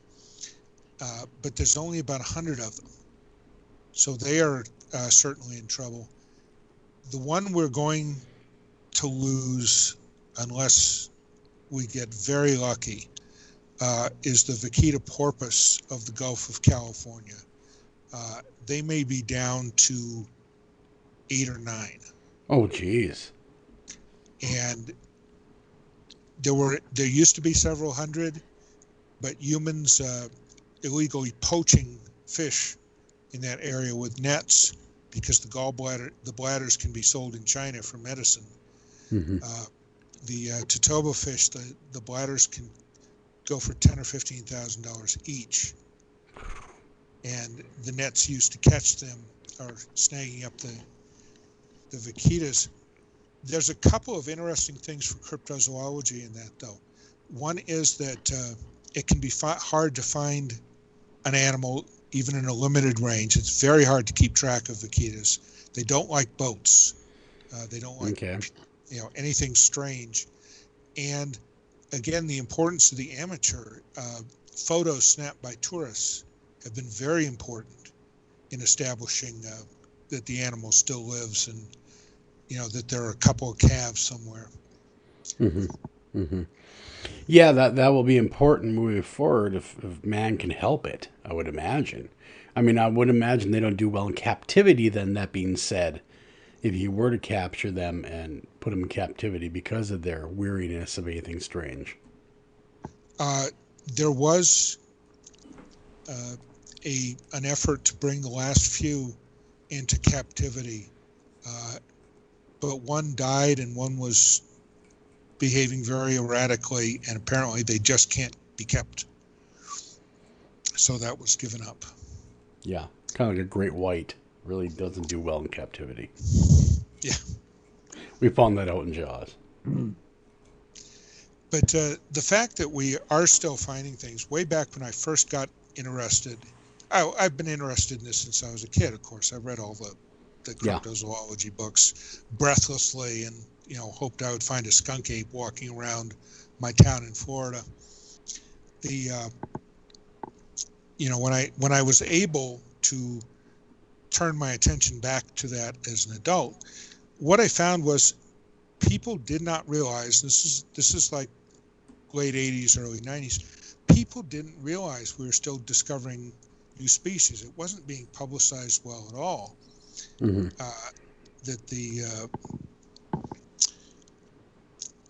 That we were actually, and not just bugs, we were finding birds and sharks and mammals.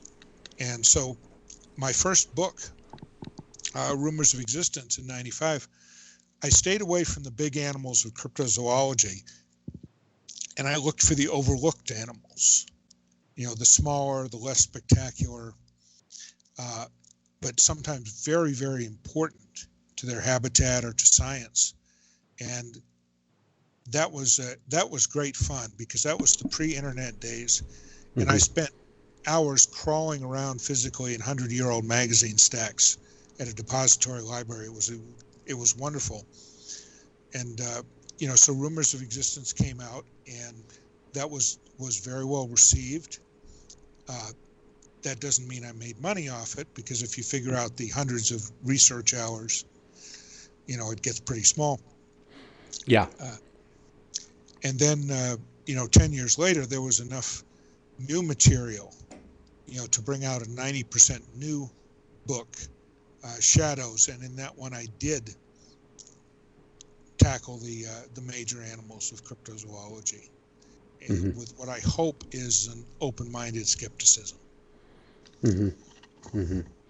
Yeah, I'm kind of listening to what you're saying, and we're finding new animals all the time. Are there any of the new species that we're finding now that actually get mistaken for ones that are so resemble them so closely that they're being mistaken for crypto animals? Yes, that happens quite a bit. You have what you call cryptic species, which haven't been spotted because they look like other species. That happened with the Rice's whale down in the Gulf of Mexico. It's happened quite a lot with the beaked whales. The beaked whales being deep diving, open ocean animals. Good sightings aren't very common. It's very rare that we're able to tag some, although it's been done. And yeah, there have been a lot of cases where once you got something dead on the beach and somebody looked at it and said, you thought it was this, but it doesn't look right. I had a wonderful experience when I was doing rumors. I talked to a mammologist named Karen Forney out in California, and she had seen a beaked whale that looked like a known species, but the fin shape wasn't right. It's all she knew for sure, was that the fin shape wasn't right. And when some years later, that turned up, and I was able to talk to her again and retell the story in Shadows of Existence, that this small detail that one scientist noticed turned out to be a big discovery.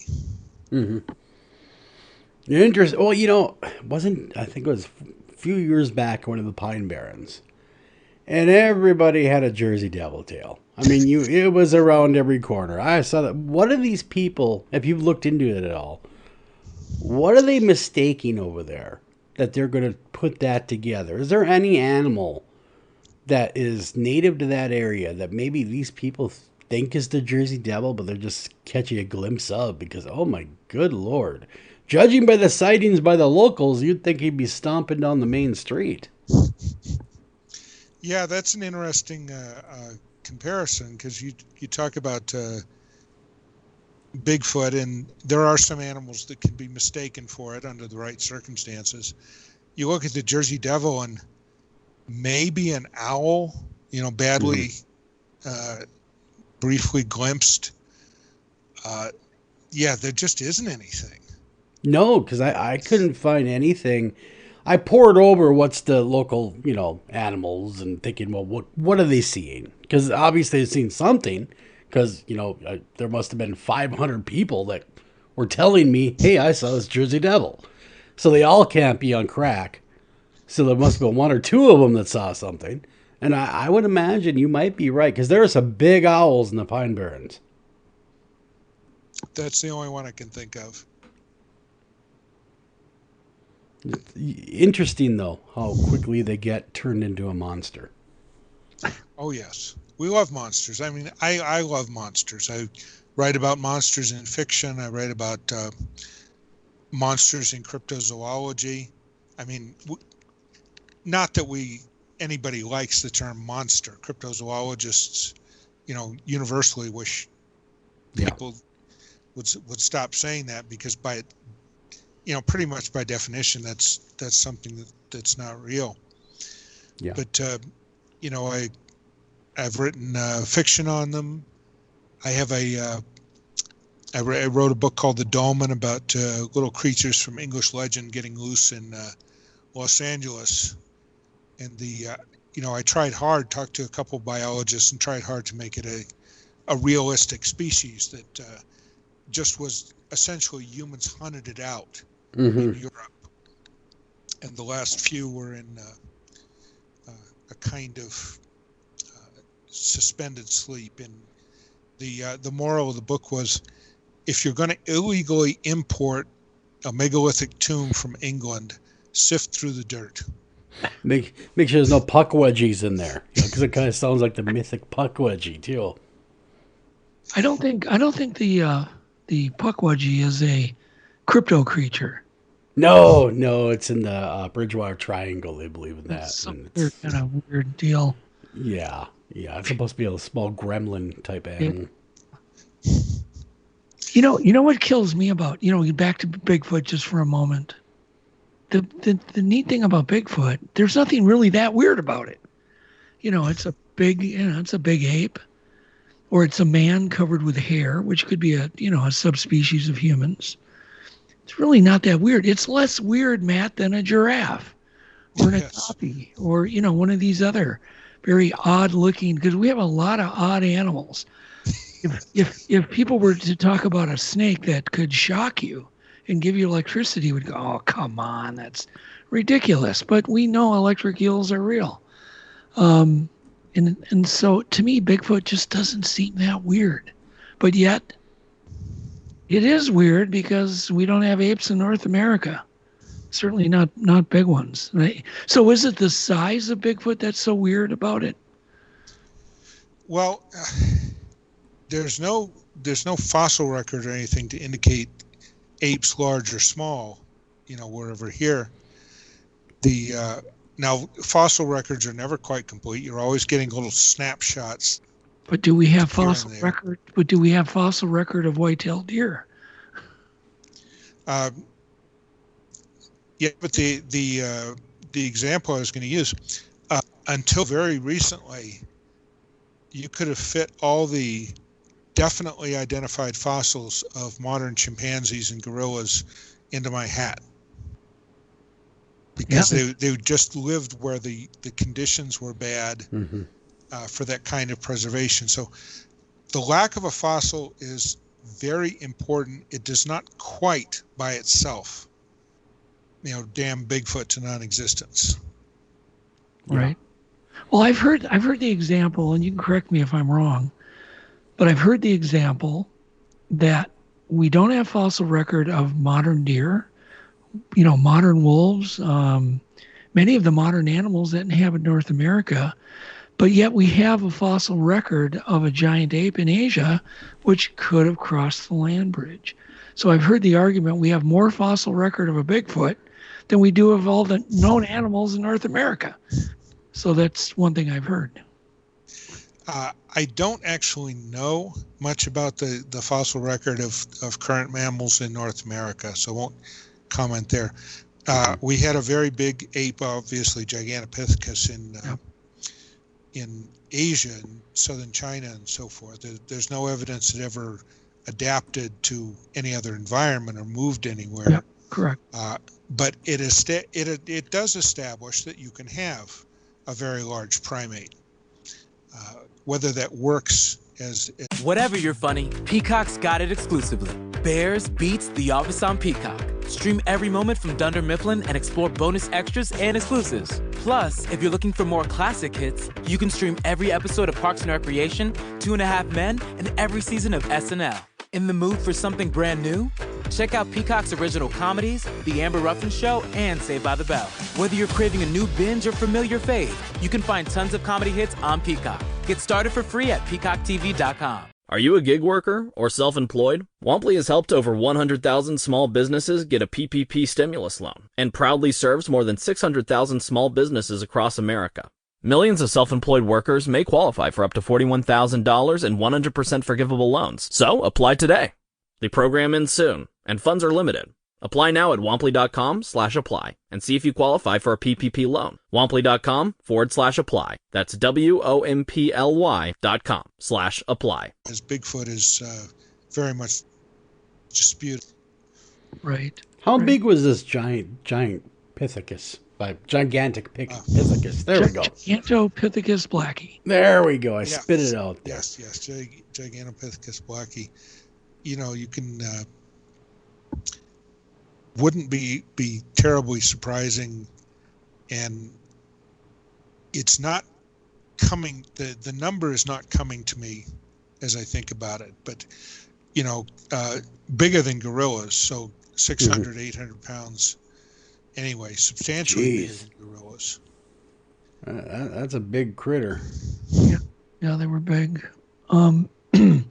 So what about animals that we have discovered that maybe were discovered within the recent history? When was the okapi discovered, Matt? Do you know? The okapi goes back to sometime just after the beginning of the 20th century. Okay. And it was an interesting situation because there were a couple of pieces of skin that a British officer found. They'd been cut into bandoliers or something like that, and launched, he and different naturalists launched a quest for it. One of the ones that are really interesting were the animals from the Vu Quang area between Vietnam and Laos. Right, the safe in the early 1990s. The Saoa and several smaller. Yep, the no-go zone. Relatives, yeah. That just amazed everybody. One of the best examples from the ocean, it's getting old now, not as old as the coelacanth, but the megamouth shark from 1976, not to be confused with megalodon. The megamouth is a filter-feeding shark that looks like it swallowed a blimp. So I'm just going to interrupt you for 1 second, Matt.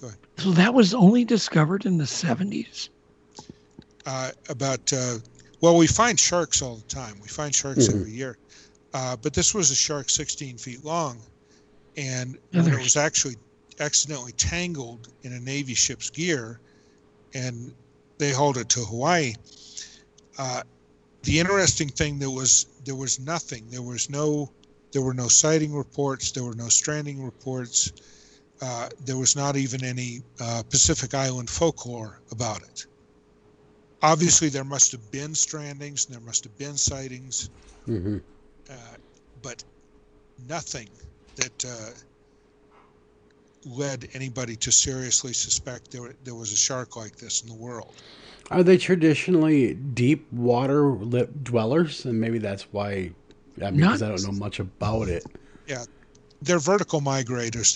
They'll stay deep during the days, and they'll come up to maybe 300 feet or so to feed. So yeah, we did have to get lucky.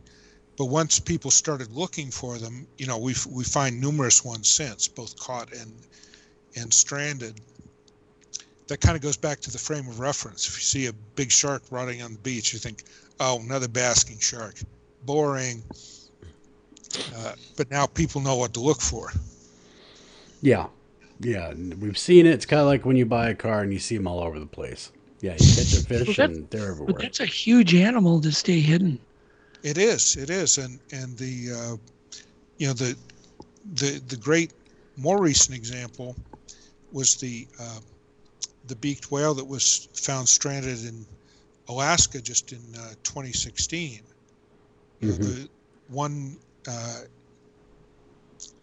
fellow, I believe he taught high school science, came across this carcass and didn't know what it was, and he called a more knowledgeable friend, and she called a more knowledgeable friend, and in the end it turned out that this species had been seen by fishermen from northern Japan, and they had given it their own name, and they just thought of it as, that's interesting, but it hadn't come to the attention of anybody in science that this was anything that distinctive until we had one. And then it turned out that not only were there a couple of other samples that nobody had identified properly, there was a skeleton of one hanging in a high school gym in Alaska.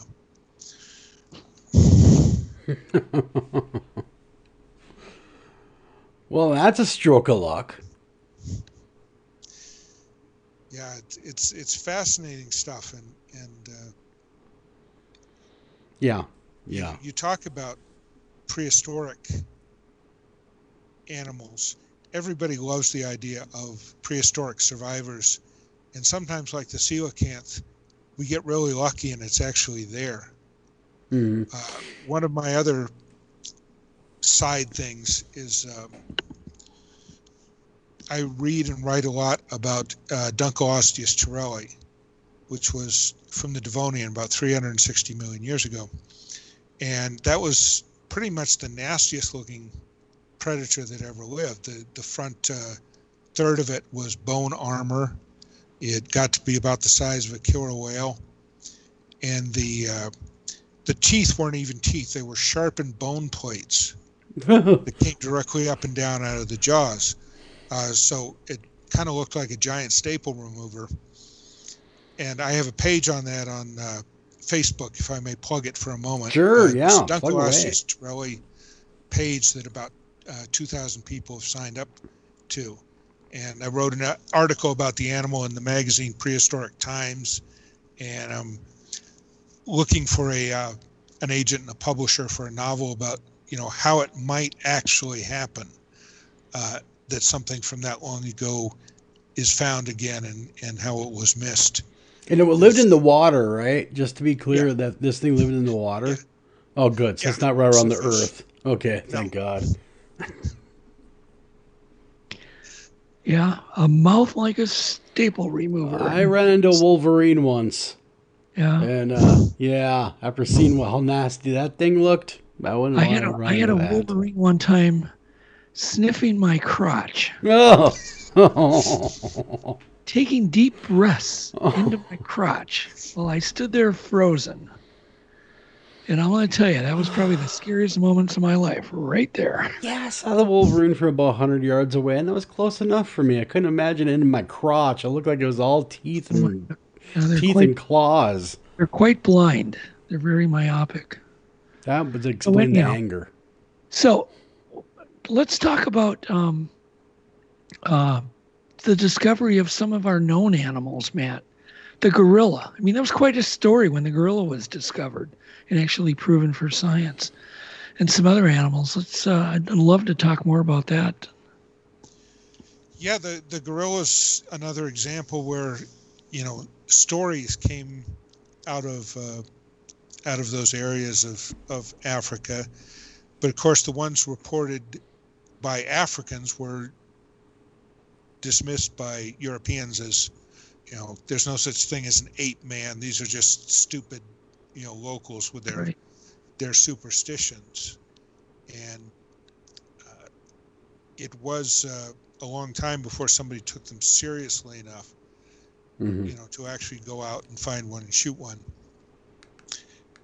And a lot of animal discoveries happen all kinds of different ways.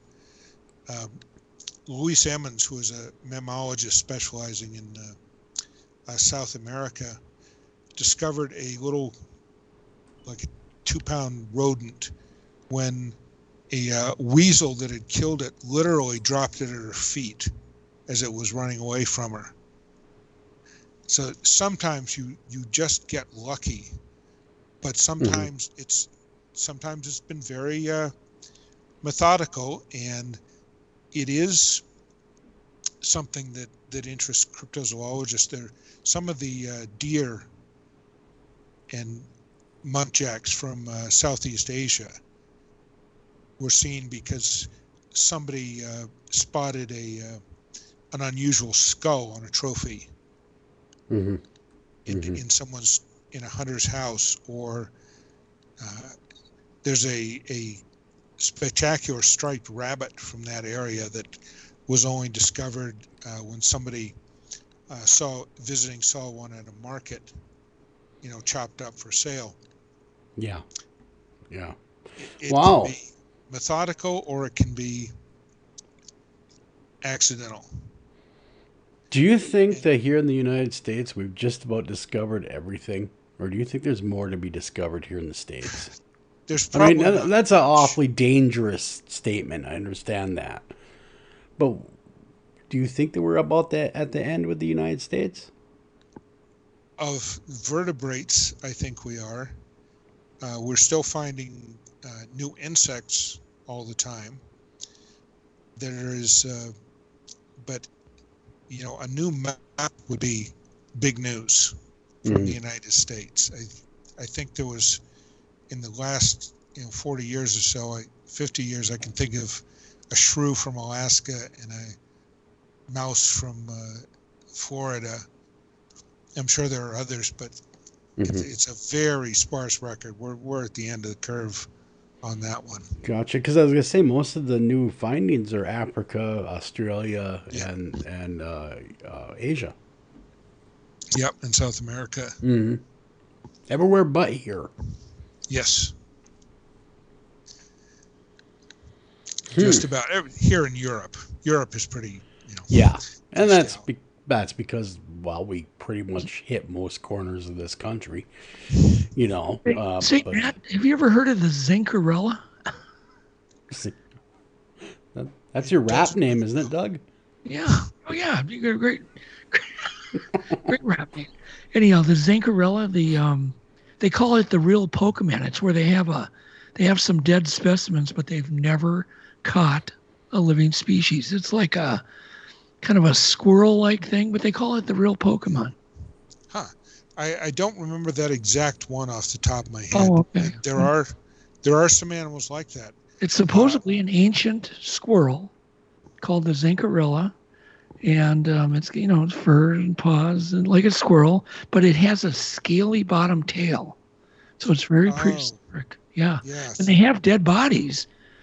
And once again, it was, I guess, discovered by accident because somebody had one in a jar, but they have never seen a living Zincarella.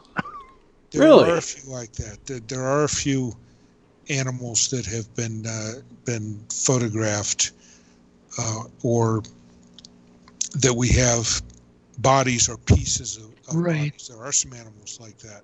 Mm-hmm. It's cryptozoology in reverse. Well, you know what? I like to think cryptozoology is, when it's done right, I think it's using the standard methods of zoology to discover new animals, but opening the aperture a little bit to look at things that might be more unlikely or don't have as good evidence. But it's still got to be, for cryptozoology to be accepted as a science, it's got to stick with scientific methods, and it's got to stay way the hell away from, people who claim Bigfoot is a space alien or an apparition. Yeah. If it's not zoology, it needs to be thrown out of cryptozoology if cryptozoology wants to be taken seriously. Mm-hmm. I'm still waiting for him to find the chupacabra. That's just me. Yeah. I think that's right in there with your what's that little puck? You never heard of a puckwudgie before? Yeah, I have. You're the MonsterQuest guy. You probably went after him. I don't think of puckwudgies as something I'm going to start investigating. I'm definitely on Matt's side there. I'm not saying they're real. I'm not even saying that at all. I just find the lore to be very interesting. That's all. The lore to be interesting. Same with the chupacabra. I find that lore to be very interesting. Obviously, there's no chupacabra running around. There's no goat sucker running around. But it also makes you wonder what people are misidentifying. I want to go. Hold on, we're going to talk about the Zincarella again. I want to go to it's some island, it's right out of a King Kong movie. There's some exotic island surrounded by beautiful blue water where the Zincarella lives, and they haven't been able to find one. So me and Matt are going to take Matt, are you willing to go? I'll get us the funding, and we'll go look for this prehistoric squirrel. Well, you should also look. I don't think I'd be very useful in the field. I don't think I would either. Probably just trip over things. We can just sit on the beach and drink margarita. I'll go in the woods looking for it. I'd like to. One in North America that I think there is something to is in Lake Iliamna in Alaska. there are reports that are not a monster in the Loch Ness sense, but some kind of huge fish. And there's very good reports, and it's probably some kind of sturgeon, but it's very big, and nobody has ever caught a sturgeon in the lake. But I think it's a really solid mystery. Even if it was just a new population of sturgeon, that's still a really interesting discovery. What can you tell us about this fish, Matt? Well, the Lake Iliamna is as big as Rhode Island, and there are no roads to it.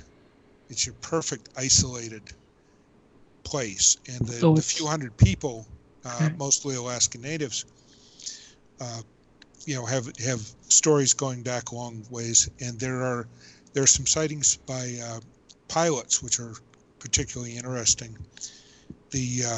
I talked to one bush pilot who described going over something bigger than a canoe, and then just looking again in time to see this big fin, propelling it downwards.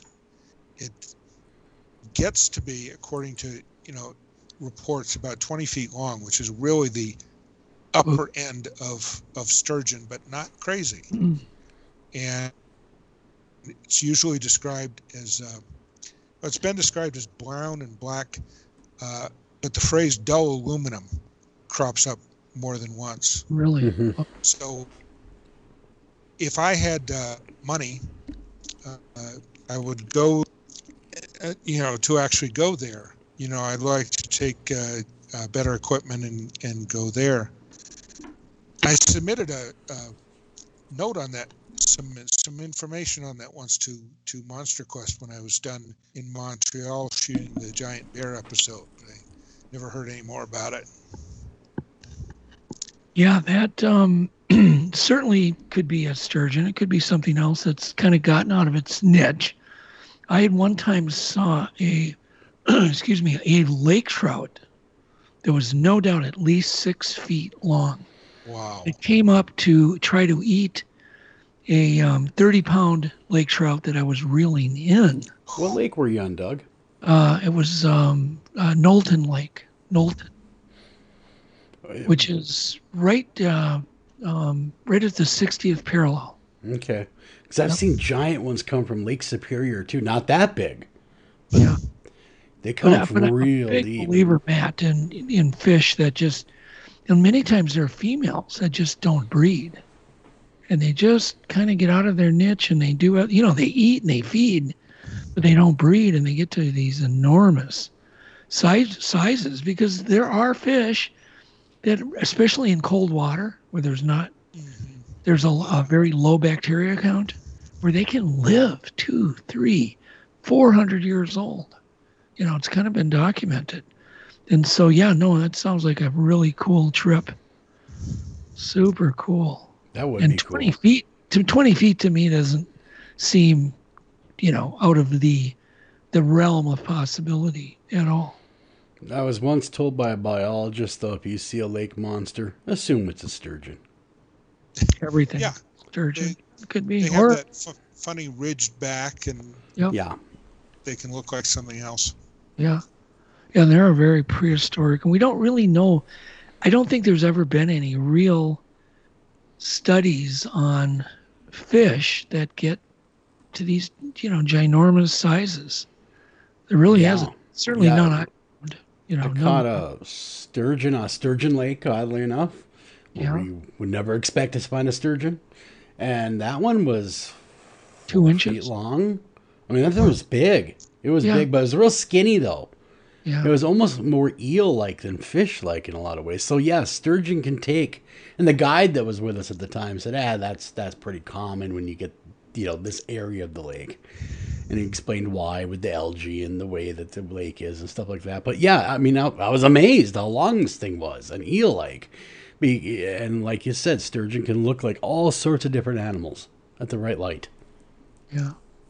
Your lake trout, to go back just for a second to your notice about outsized individuals. Yes. you don't see study of that because you'd have to be very, very lucky, to even know that there is one. Mm-hmm. It's like those giant catfish stories that are all over America. Yep. Yeah. I don't know if any of those are true. They're an awful lot of fun.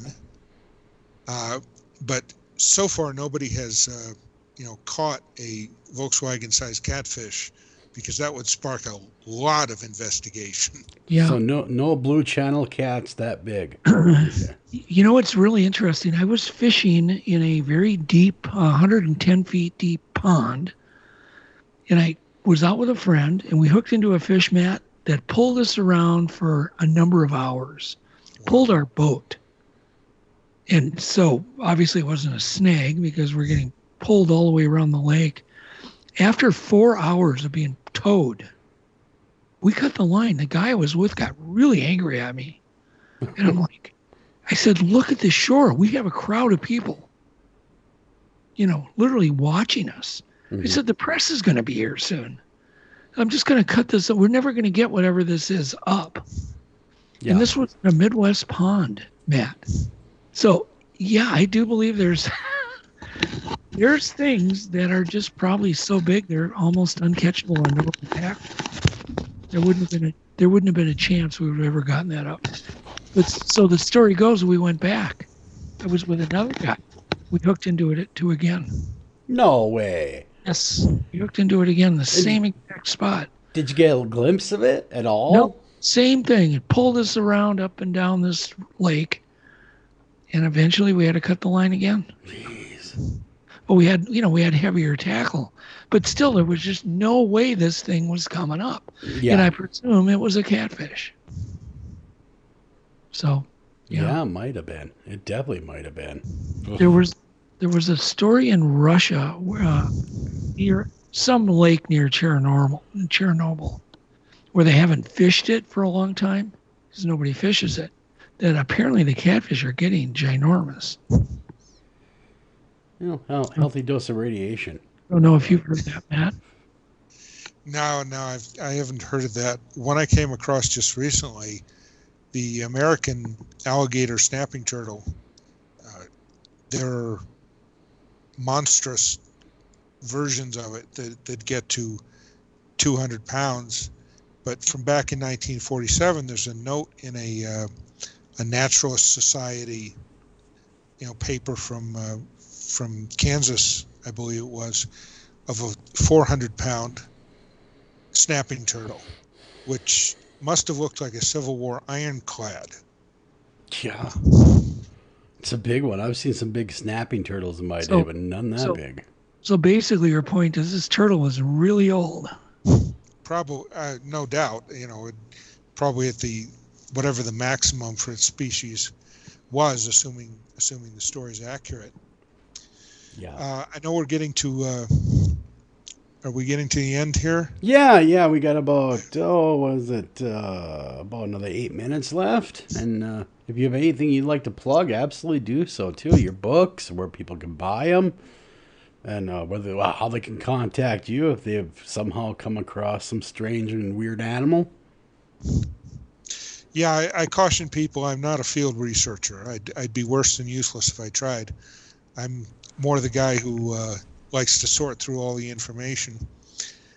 But I have a webpage at mattbille.com. I have 5 books in print right now, or at least available. The 2 cryptozoology books, the space history book, The First Space Race, which was a monumental thing. It was 6 years of spare time, and I hand typed 499 endnotes at the end of it. And people have asked me when I'm going to do another space history book, and I said probably never going to get to it. Yeah. I wrote the Dolmen got really good reviews for those who like old-fashioned creature horror. Mm-hmm. And I also, with some help from my wife, wrote a fantasy called Raven's Quest about a society that rides giant ravens, which is not terribly original, but I think we put original spin on it. And Very so I'm cool. working on another cryptozoology book. But the first thing that people are going to see from me next is called Of Books and Beasts, a cryptozoologist library. Mm-hmm. And I've written 350 reviews of books in cryptozoology and zoology and related fields like paleontology. And so I'm going to publish that one myself because it's too niche pretty much for anybody. But that's going to be fun, and that'll be out next. And I'm still working on a book on marine life, seas, sharks, and serpents, or whatever I call it. And I'm pestering literary agents for Apex Predator, which is my scientific thriller about rediscovering a lost aquatic predator. So there's a lot going on.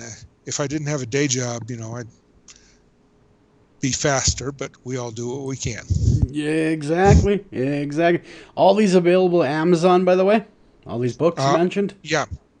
All of them are available on Amazon. And I might want to note that one of my first books that I bought was one of Matt's. Oh, very cool. When I got interested in cryptozoology. Man, that is cool. That is awesome. I'm glad you're putting out great literature out there about cryptozoology, furthering the field, the best anyone can, and then gathering all that information. That is quite a feat, Matt. That's a lot. Well, it's a challenge in the modern day because on the one hand, you can access far more information than ever, but on the other hand, you can access far more bad information. Yeah, it's kind of a mixed bag, isn't it? Yeah, it's a mixed bag for us. Nobody will write a book again the way I wrote Rumors of Existence, which was terrific fun. I bet it was. Do you ever speak with witnesses? I mean, do you ever call them up? I have a few. Yeah, I've called a few people on specific things. Like I've called a couple of people at Lake Iliamna, but yeah, I try not to. I don't invite everybody who's seen a Bigfoot to call me because I just couldn't handle that stuff.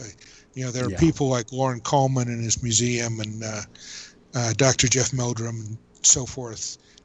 Those are the people you want to report Bigfoot to. Yeah, or the BFRO. They're out there too with their own reporting database. So yeah, those would be the better channels, is what you're saying. Say, Matt, I want to get one more thing in. What about hybrids? One of the things that we did on MonsterQuest was the possible hybrid between a grizzly and a polar bear. Is a hybrid considered a crypto creature? Interesting question, because as you said, there are, what they call grower bears or pizzly bears. Yep. There's at least one from a zoo and at least one killed in the wild that I know of, and we're going to see more of those as those animals' ranges get squished together. Okay. So far, they seem to be individual, one-time things. But hybridization is one way evolution can progress. So yeah, keep an open mind about that. Makes sense. Very good stuff. You can check out all of Matt's stuff again over at his website, which is mattbille.com. All of his books are there. All of them are available on Amazon. Pick them up, read them. Very interesting stuff. Lots to learn. But this is Doug and Joel. We're signing off. So take care of each other, love each other, and keep looking for that monster. You just never know. You might be the one. You might find the mythical beast. Who knows? After Hours AM is a production of Midwest Radio Productions. Please like us on Facebook and follow us on Twitter. And please visit www.americas-most-haunted.com.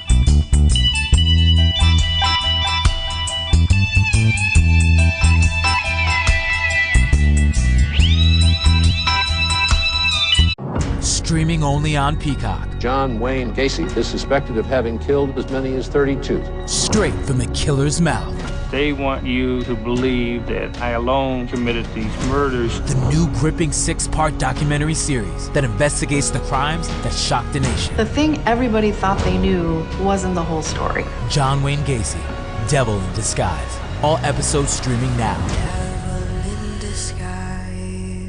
Only on Peacock. Streaming only on Peacock. John Wayne Gacy killed 32. Straight from the killer's mouth. They want you to believe that I alone committed these murders. The new gripping 6-part documentary series, John Wayne Gacy, Devil in Disguise. All episodes streaming now, only on Peacock.